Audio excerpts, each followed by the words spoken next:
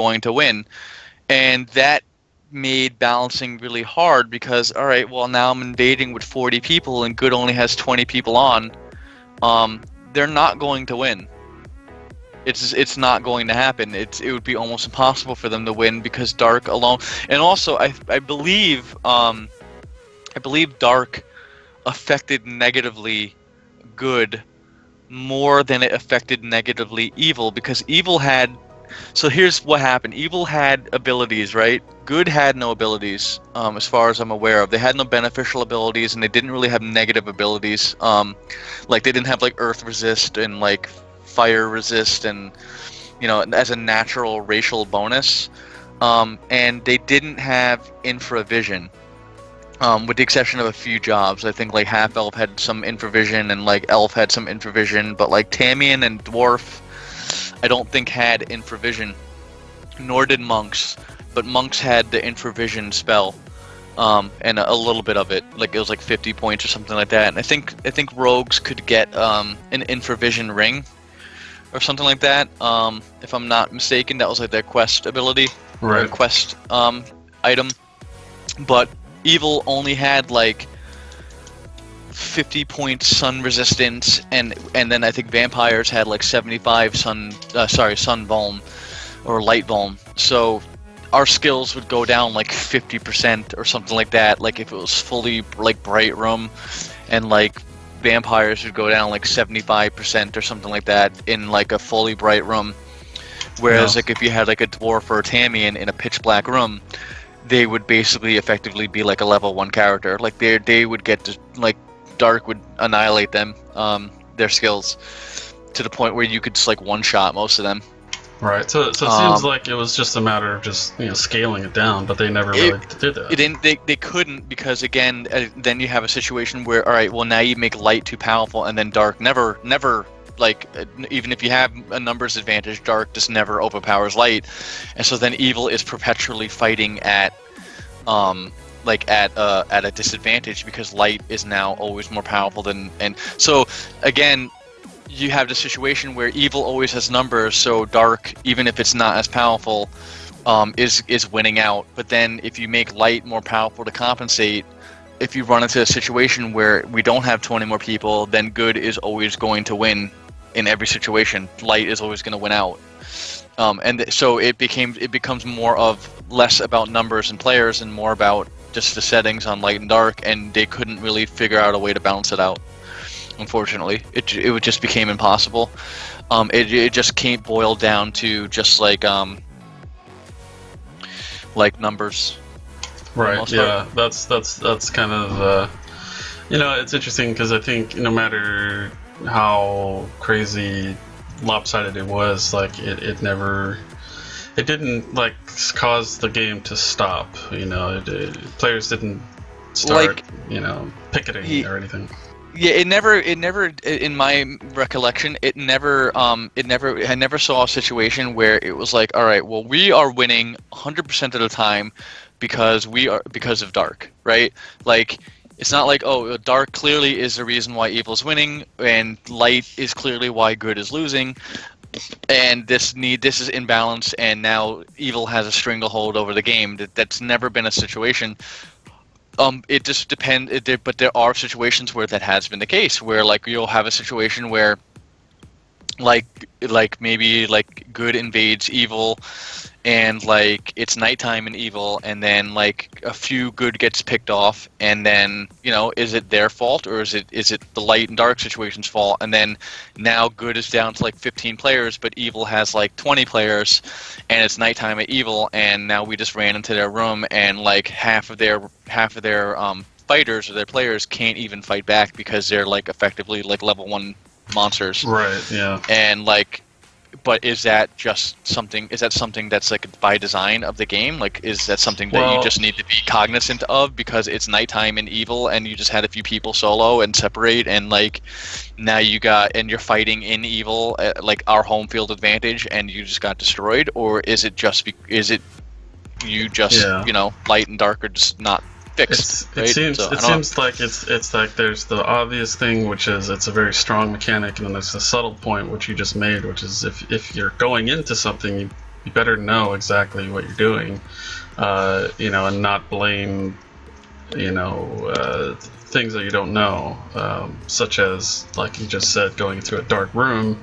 You should expect to be not as good. So, and if you know this going in, then that might change it. But on the other hand, it's like, okay, if it seems to me that one character with a light spell counted for a certain amount of power, if you will, and one person with a dark spell counted for a certain amount of power in their regard. So when you have two people, then it equals this much power, and two people equals that much power. So it seems that if we just kind of min max, set the maximum and minimum values for those individual the power that one individual can have, to a certain level, just kind of cap it at some point so that it's not turning you into level 1 again, because that seems a little outrageous, although it of course fits with the theme. So I think that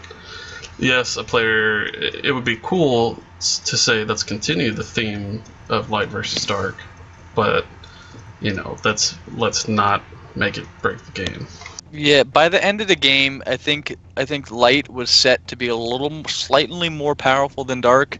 So evil needed a little more people to be overpowering, but in terms of like the overall effect, dark clearly was superior to light. Like if you can get the room pitch dark, it had way more of a negative effect on good than a very bright room would have on evil.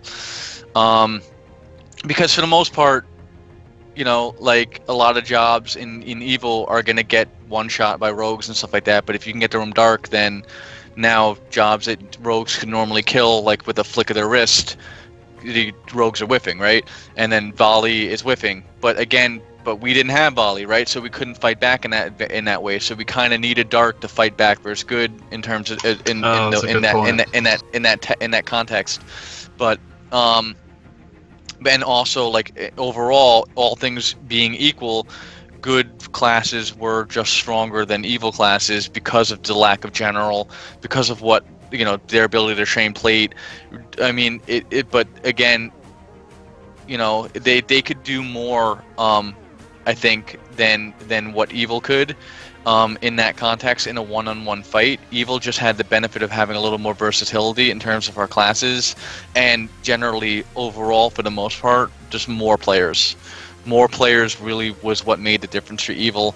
And then certain little things like skeletons were a huge advantage for evil. Double melee was a huge advantage. Because one skeleton effectively made two players. In that context, they could target two separate people at the same time. So effectively, they were two separate players. So I mean, for the most part, it really became a numbers game. It really did. And when we didn't have the numbers, you could kind of see, kind of like where we stood, and for the most part, it wasn't good, and it really took like really good players, like people like Eat and Gator and Flare and stuff like that, and Sundown to kind of like get our shit together and kind of realize what we could do, and you could clearly see the advantages, like in invading, like if evil invaded.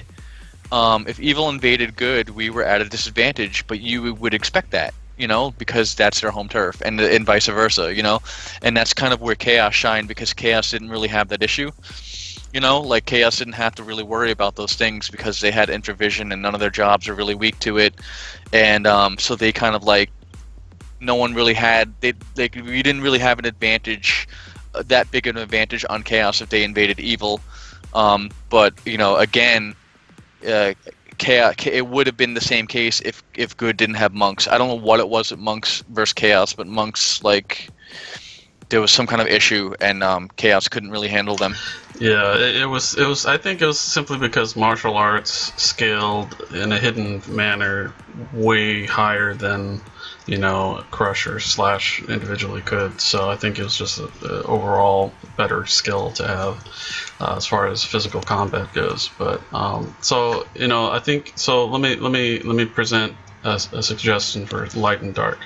So let's say that it's a little out of whack. Numbers game makes it more often than not unfair. So we'll say, okay, what if we just max it to where, say, after the 5th person, the light and dark spell doesn't do anything? Does that make it useless, or does that make it, easier to keep it a balanced fight, rather than just saying, oh, if you have 30 people, then 29 people are going to suffer, or you just say if there's, at least 5 people, or at the most 5 people. I mean, I don't know, because then at that point, because are you anticipating situations where there's only max people? Like, are there going to be a situation where there's less than 5 people? Do you get what I'm saying? Like, well, that's kind of the thing. It's like, do you pick a number between like 3 and 10, so to speak, just trying to find that sweet spot. Obviously, with testing, that kind of helps answer that. But in theory, would it make sense to just say only 5 people at a time can affect the light in the room? I don't know. I mean, because if they're surrounded by this fucking gigantic, orb of darkness or light, then you only need so much light to make it blindingly light, or because I think in that case you're gonna find yourself in a situation where light and dark never matters anyway. True. Really. So, and then at that point, like, if light and dark never matters, then now you're at a situation where balance matters that much more. Right, like, because you can get around certain of the balance laws with classes because of that fact, right? Like, skeletons really one-on-one they were terrible versus paladins and lizardmen, but in group settings they were better. But if you take light and dark out of the situation, then now a rogue is just going to destroy your main force by himself, pretty much. Rogues would rip skeletons apart. So then now you have to run a situation, alright, well then do we give skeletons 2 points in general to compensate for that? Because level 40 rogues with a single hand crush weapon will rip their entire force apart? Or do we just settle on the fact that dark is a little more powerful against good, and that's kind of like the balancing issue? So they one thing you change is going to impact how everything else follows, I think, and that was a problem with light and dark in general. Like, because if you take away light and dark, then all right, now volley becomes a real big issue. Right now, you have to design volleys. Like, you have to. It's like you cannot not have light and dark and then not have evil with volley. That's one thing. Like, if you decide that you don't like light and dark, then it's imperative at that point. Evil has to have a volley class. Right. If you decide to keep it in, then evil, it's not required. So I guess I'm understanding your point, because you had mentioned that earlier, and I think it makes more sense now because so it's interesting. I wonder. Okay, my next question would be like, how beloved is the idea of light versus dark? Do people want to keep light versus dark as a spell, as an additional spell effect, or just as a theme? Do you want to be a werewolf or a dark elf in the evil realm surrounded by darkness? Is that something that you want to keep?